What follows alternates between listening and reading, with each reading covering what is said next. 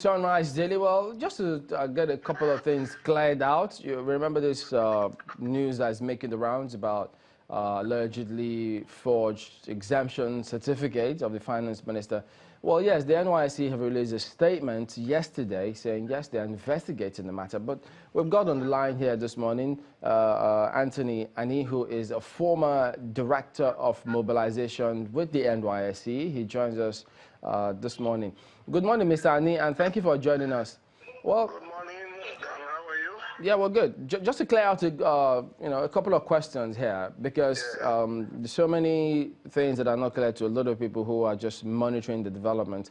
The NYSC responded eventually yesterday saying, look, we are investigating this matter, but that she did apply for an exemption.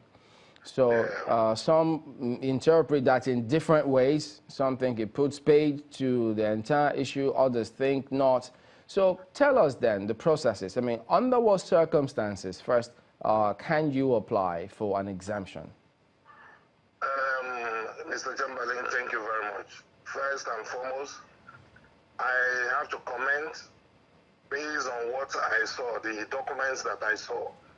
And if those documents were the documents claimed to have been submitted, I want to emphatically say that no, they wouldn't have emanated from the NYSC.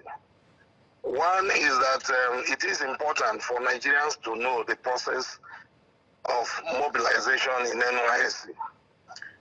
Section 2 of the NYSC Act, which incidentally is embedded in the Constitution under Section 315, states categorically that once you graduate, you are supposed to make yourself available for mobilization.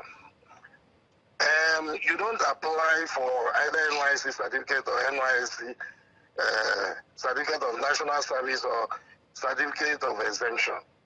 You present yourself, you are mobilized. The system will determine whether you are to be exempted or you are not to be exempted. And so, according to the law, all those who graduated with effect from 1974, who studied abroad or in Nigeria, whether you studied abroad in Nigeria or outside Nigeria, and you are not above 30 years, at the point of graduation, you are supposed to make yourself available for mobilization and you will be deployed. If you are above 30, you'll be exempted. The other categories of officers, of graduates that will be exempted, those who have served the Nigerian police or the military for not less than 9 months, if you have an honors award, if you have the defense and security DSS or NSO as it used to be, these are the only people that are exempted. So even if you graduate at the age of 20, you are in US and you have not made yourself available to be mobilized. Whenever you come back, even if you are 60 years, you have to undergo the NYSC. Well, let me jump in and ask. I mean, the NYSC themselves released a statement saying, yes, they saw the application for exemption. So doesn't that then suggest that a certain process was on?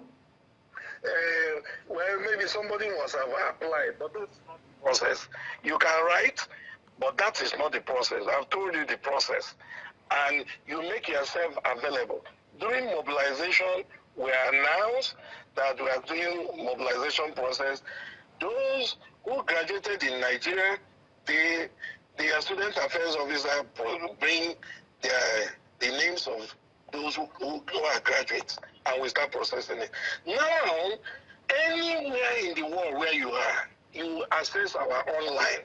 If you are a graduate of any university outside the country, you access it, you will now fill the form, you will upload everything concerning you, your international passport, your certificate, school start certificate, your transcript, everything will be uploaded and it is processed. In fact, the system has now been designed that once you are above 30, the system will automatically put you for exemption. So, but if you were less than 30 years, or you are 30, or you were 30 at the time you graduated, the system will mobilize you. So, if I understand you clearly, what you're saying is that if one is below 30, yes, you have to make yourself available and you will be deployed.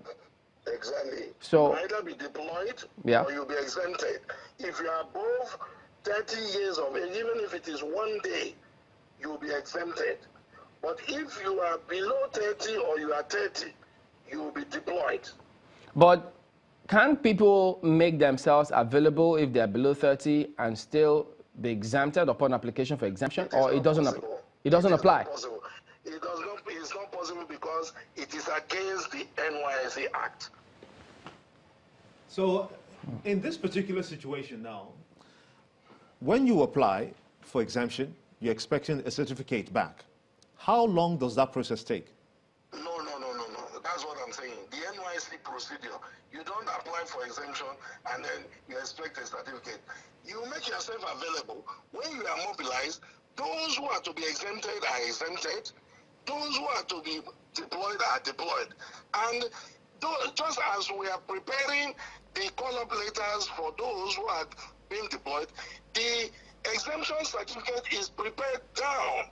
It doesn't take any time at all.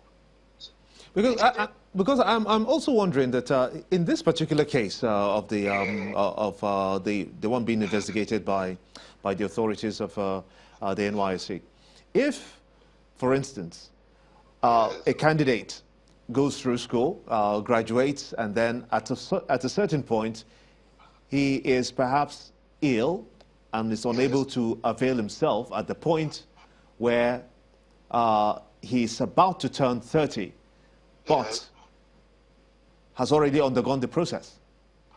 What happens? Even when you are sick, look at the point. At what point did you graduate? I want what the law says. At the point you graduated, even when you are sick, the NYSC, even when you are sick, will take care of you.